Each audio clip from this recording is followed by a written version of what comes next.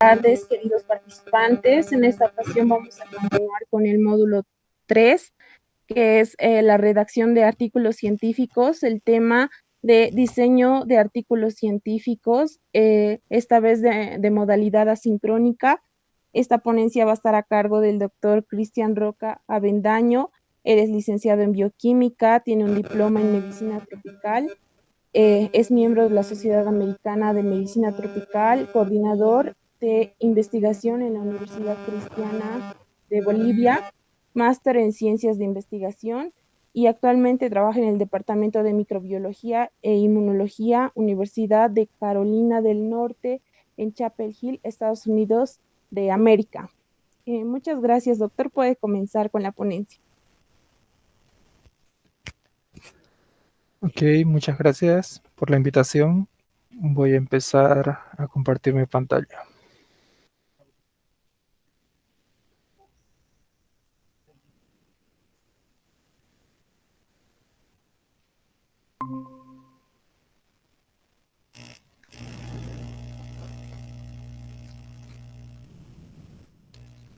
Ok, espero que se pueda escuchar bien.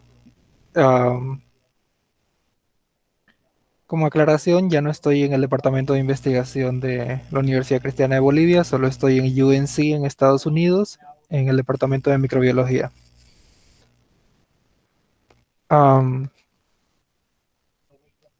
Voy a empezar la disertación. Si bien el título de la disertación dice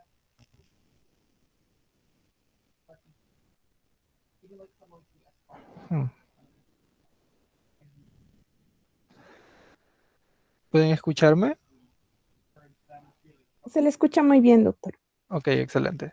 Entonces, si bien el título de la disertación dice diseño de artículos científicos, en realidad no existe algo tal como diseño de artículos científicos, es enteramente redacción de ellos.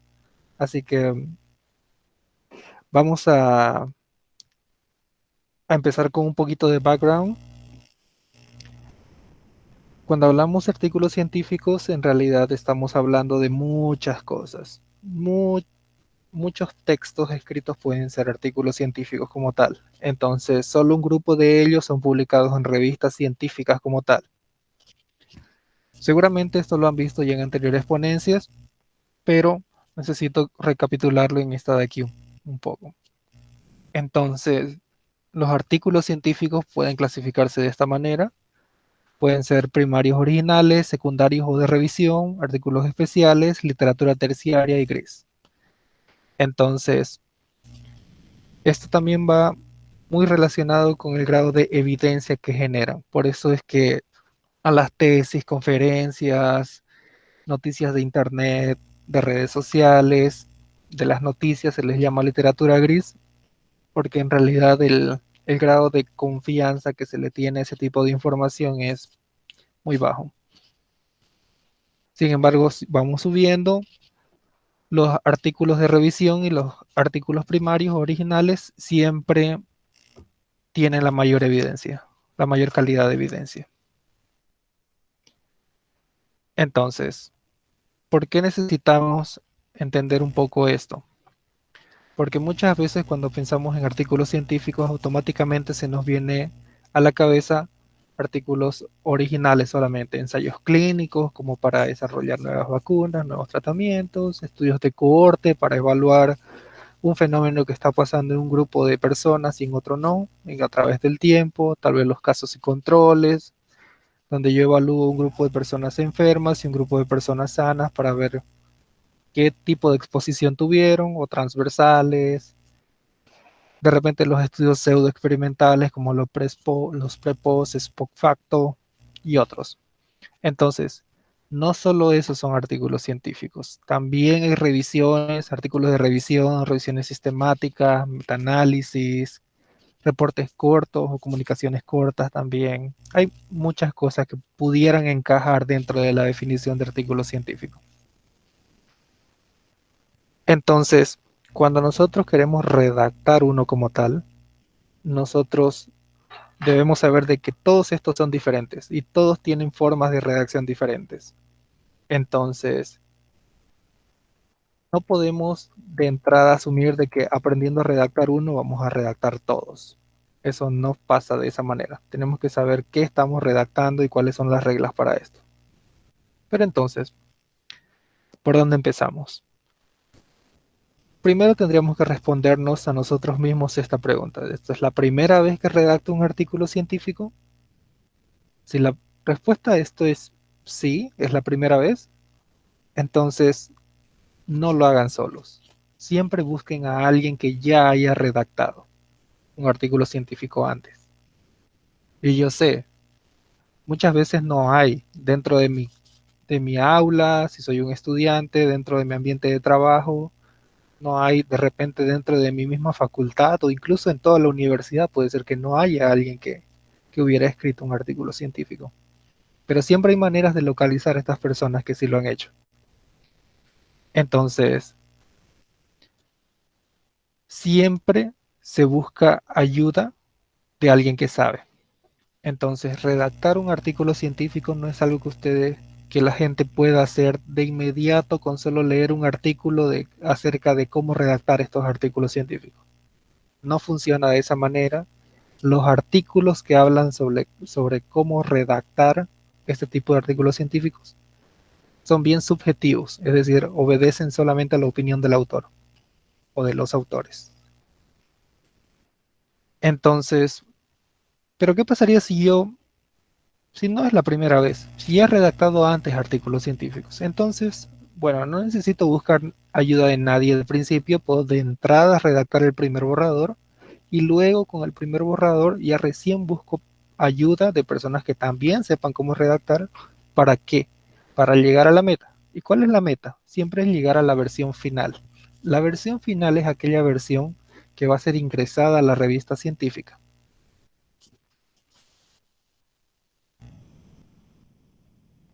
Pero bueno, ya bueno, hicimos nuestra investigación, tenemos nuestros datos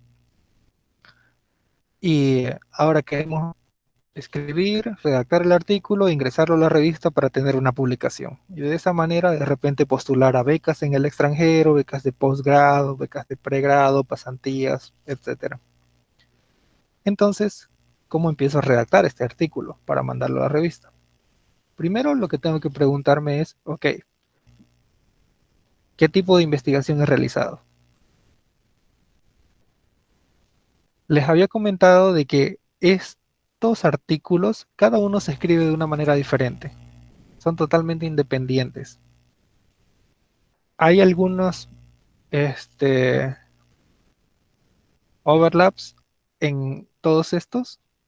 Sí, hay algunas cosas en las que se parecen, pero en su mayoría son únicos al momento de redactarlos. Por este motivo, tengo que saber qué cosa hice. Luego de que ya sé, digamos que haya tenido la posibilidad de hacer un artículo original, una investigación original. Entonces lo que voy a decir es, bueno, hice un estudio transversal, de repente investigué cuáles eran el gasto promedio que hizo una familia cuando un miembro tuvo COVID severo, pero sobrevivió.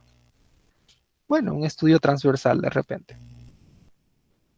Entonces, yo tengo que hablar con mi grupo de trabajo, con las personas que he realizado esta investigación y decirles, bueno, es hora de sentarnos y decidir en qué revista voy a publicar.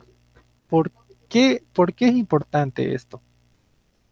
Porque cada revista científica tiene sus propios lineamientos sobre cómo redactar cada sección del artículo científico. Entonces, eso es súper importante, porque yo siempre cada cosa que escribo tengo que redactarlo pensando en que lo voy a publicar en esta revista, en una revista específica. No difiere mucho los lineamientos de una revista con respecto a la otra. Por eso es que siempre que un artículo es rechazado por una revista, solo cambiamos un poco el formato y podemos ingresarlo en una nueva revista. Pero siempre tenemos que empezar a escribir basándonos en una revista en la cual nosotros vamos a ingresarlo primeramente.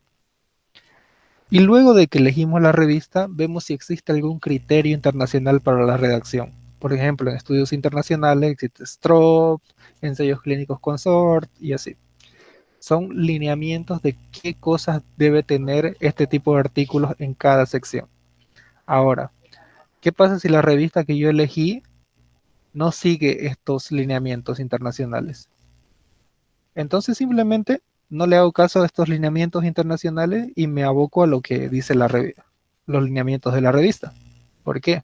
Porque ellos ponen las reglas. Entonces, si quiero publicar en su revista de ellos, pues sigo sus lineamientos de ellos. Así funciona.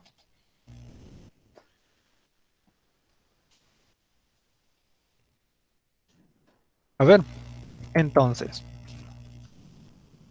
cuando ya elegí mi revista, veo cómo se tiene que escribir, siempre en un artículo científico, siempre vemos todas estas partes. De repente el orden cambia un poco en artículos de ciencia básica y aplicada comparado con los artículos de salud pública y epidemiología.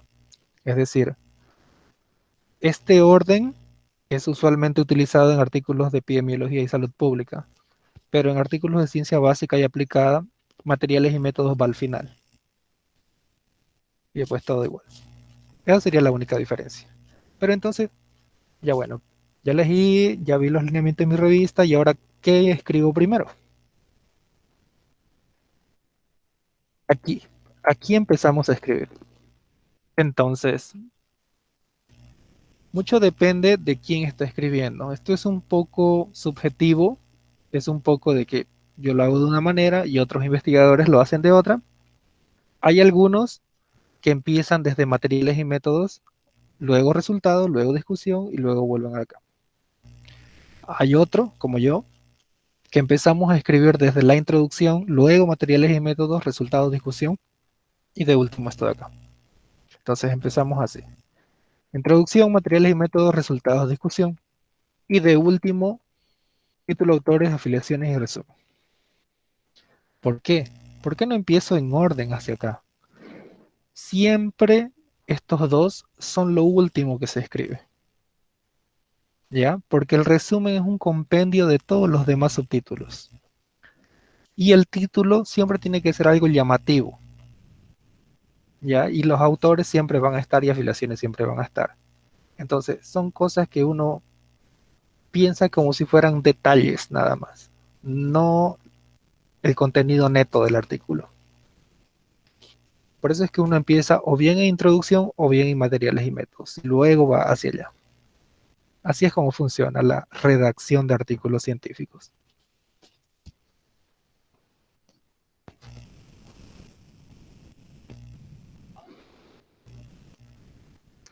Pero entonces, ¿cómo hacemos? Ok, vamos a empezar en introducción una vez tengamos nuestra investigación hecha. ¿Quién hace? ¿Cómo hace? ¿Qué hace? Entonces, siempre piénsenlo que la redacción de un artículo científico es tanto individual como en equipo. Es decir, la persona que redacta el primer borrador es una sola. Es decir, es un trabajo individual realizar el primer borrador. Pero luego ese primer borrador se lo envío a uno de mis colaboradores, un colaborador que también ya sabe cómo realizar artículos científicos. Entonces, ese colaborador va a hacer una revisión de formato, luego una revisión de coherencia y cohesión, luego revisiones gramaticales y metodológicas. Finalmente va a añadir los últimos comentarios y correcciones que él tenga y me lo va a enviar de vuelta. Y ese se va a convertir en la versión 2, el borrador 2 de mi manuscrito científico. Luego, ¿qué voy a hacer? Voy a ver los comentarios y las correcciones que hizo, voy a resolverlas todas, voy a corregir mi documento en base a lo que sugirió mi revisor. Y esa versión 2 la voy a enviar de nuevo, otra vez al revisor. Y él otra vez va a hacer lo mismo y se va a convertir en la versión 3. Así es como funciona. Entonces, individual porque una persona es la que se encarga de hacer el borrador 1, pero esa persona lo envía a otros miembros del equipo para que ellos hagan sus comentarios y sugerencias. Entonces, no es que él solo escriba todo y él solo y lo ingresa a la revista y se acabó. No funciona así. Tienes que ser un muy, muy experto en tu área como para que puedas hacer eso. Y un experto en su área es alguien que tiene por lo menos 50 publicaciones en el mismo área. Eso yo pudiera decir que es un experto. Pero entonces, ok, les estoy diciendo que siempre consigan personas que saben escribir artículos científicos. Les estoy diciendo de que es un trabajo integral, de que lo hace uno, pero a la vez lo hacen todos. Revisiones, redacciones y demás. Pero tal vez ustedes quieran preguntarle cómo funciona esto, cómo paso de un borrador hacia el siguiente, cómo me van a llegar los comentarios, qué va a pasar. Entonces, esta se le conoce como la pirámide invertida de la redacción científica. ¿Por qué invertida? Porque esta es la cantidad de correcciones que voy a tener en el primer borrador. Es gigante. Voy a recibir un montón y es normal eso. Y a medida que voy pasando de la primera versión a la segunda versión, a la tercera versión y así sucesivamente hasta llegar a la versión final, las correcciones van disminuyendo. Entonces, en la versión final ya no debería tener ninguna corrección y todos deberían estar de acuerdo con lo que hemos escrito.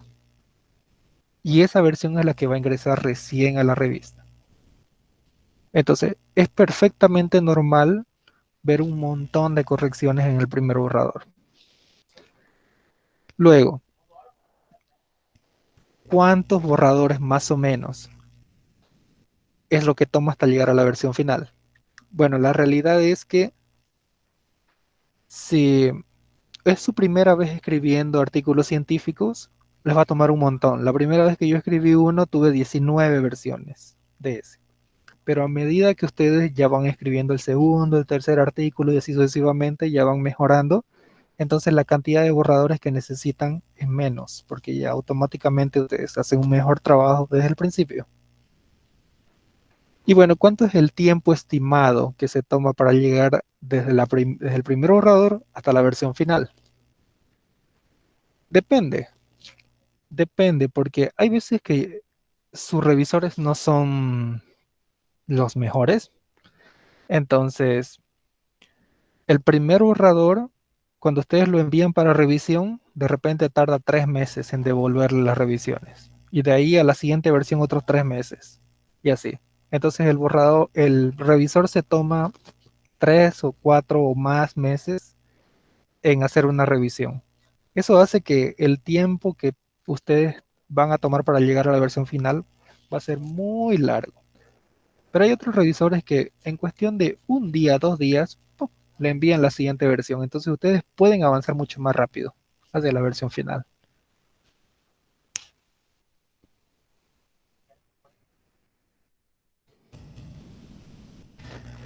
Pero bueno, ¿y de dónde saco estas personas que ya saben escribir artículos científicos? Como que no hay en mi universidad, no hay en ningún lado cerca. ¿Dónde los encuentro? Pues la realidad es que están en todos lados. No necesito de que estén a mi lado presencialmente como para que ellos acepten y pueda trabajar con ellos y enviarle mi trabajo y que ellos se conviertan en revisores. Entonces, simplemente puedo leer un artículo científico del tema del que yo estoy investigando, veo cuál es el autor corresponsal y veo cuál es su correo electrónico y le escribo un correo diciéndole que estoy trabajando en eso, pero que no tengo experiencia escribiendo artículos científicos y lo contacto directamente. Así directamente sin miedo al éxito. Lo contacto, le escribo un correo y de repente de cada 10 que contactes, 1 a 3 de repente te van a responder. Pero excelente, si te responden quiere decir que están interesados y de repente tienen tiempo para participar como tu revisor. Eso te va a ayudar a llegar a la versión final súper rápido. Luego, no basta con decir, bueno, cualquiera puede ser mi revisor, solo que sepa escribir artículos científicos y ya. Bueno, muchas veces no tenemos tiempo. Muchas veces, en mi caso, que mi área de investigación es enfermedades infecciosas, um, muchas veces no tengo el tiempo como para agarrar y mandar comentarios a todos los que me pidieran. Entonces me tardo. pero hay veces que me tardo varios días, pero los comentarios que envío son buenos. Es decir, les pongo un ejemplo. Si agarra el revisor y me envía un comentario diciéndome esta sección está mal, pero no me dice qué está mal, ese es un mal comentario, porque no me ayuda a mejorar. El revisor tiene que enviar un comentario diciendo esto está mal porque debe estar escrito de esta manera. O debes escribir esto, debes añadir esto, debe ser bien preciso en lo que él quiere que tú hagas. Eso es un buen revisor. Entonces, hay veces que el tiempo vale la pena porque son buenos comentarios. Y hay veces que el tiempo no vale la pena porque no son buenos comentarios que te hace. Y bueno, al final del día tienes que ver tu tranquilidad. Tienes que ver si el grupo de trabajo que elegiste es bueno y ofrece el mismo tiempo y esfuerzo que tú ofreces para que el trabajo salga. Y siempre puedes contactar nuevos expertos. Digo, bueno, le envié un correo a Cristian, pero nunca me respondió, me responde súper tarde, pues nada me ata a Cristian. Puedo simplemente elegir a otro en la siguiente investigación que yo haga. Nada me ata. Esa es la parte bonita. Pero bueno, como un poco de resumen, escribir artículos científicos no es fácil, pero es cuestión de perseverancia, ¿no? Los comentarios a veces que hacen los revisores son brutales, pero no hay que tomarlo como algo personal, no es como que este me escribió que toda mi sección está mal y ya nunca más le voy a enviar a él. No funciona así. Solo lo está haciendo porque quiere mejorar tu redacción, no es algo personal contra ti. Entonces, entonces, a veces los revisores tampoco responden. Está bien, o sea, tienen una vida, tienen sus propios trabajos, simplemente mándale otros correos, pon una agenda para cuándo puede tener mi siguiente versión. Es fácil. Y bueno, lo que ha pasado también muchas veces y lo que siempre pasa es que cuando cuando un revisor envía un comentario y te dice que cambies una sección de alguna manera, luego en un siguiente comentario, en la siguiente versión, dos versiones más adelante, te dice que lo vuelvas a cambiar lo mismo. Entonces tú dices, ¿qué rayos? Se está contradiciendo el mismo. Y la realidad es que siempre hay cosas para mejorar. Entonces, incluso tus propias palabras se pueden mejorar. No es que el revisor a la primera diga todo perfecto. No funciona así. Él mismo se va a corregir muchas veces porque se está preocupando que el trabajo salga excelente. Entonces, funciona. En conclusión, la redacción no es nada fácil. Siempre hay que buscar ayuda, siempre hay que hacerlo en grupo. No hay una sola forma de hacerlo, hay muchas formas de redactar. Siempre hacerlo en grupo. Y bueno, toda investigación bien realizada tiene que ser publicada, nunca quedarse sin publicar. Esa es una regla de oro. Bueno, muchas gracias a todos. Si hay alguna pregunta, solo me escriben a mi correo. Doctor Roca, muchas gracias por su valiosa ponencia de este modo asincrónico y por su tiempo. Esperamos contar con su participación para futuros proyectos y lamentamos los convenientes presentados en esta jornada. Como mencionaste de las preguntas, vamos a poder, de este modo asincrónico, consultar con los participantes. Si tienen alguna duda, le vamos a llegar a su correo para solventar cada duda que tengan. Y de nuevamente, muchas gracias, doctor. Gracias. Gracias por la invitación. Hasta luego. Hasta luego, doctor. Muchas gracias. Para los participantes, recordarles que pueden llenar el formulario de asistencia hasta las 12 del mediodía del día de mañana, 3 de septiembre. Y a continuación voy a mencionar la palabra clave, que es manuscrito. Voy a repetirlo 2 veces más. Manuscrito, manuscrito. Esta palabra clave tiene que estar en mayúsculas Y muchas gracias nuevamente a todos los participantes del segundo curso internacional de metodología de investigación y esperamos para su participación en el último módulo. Que tengan muy buenas noches.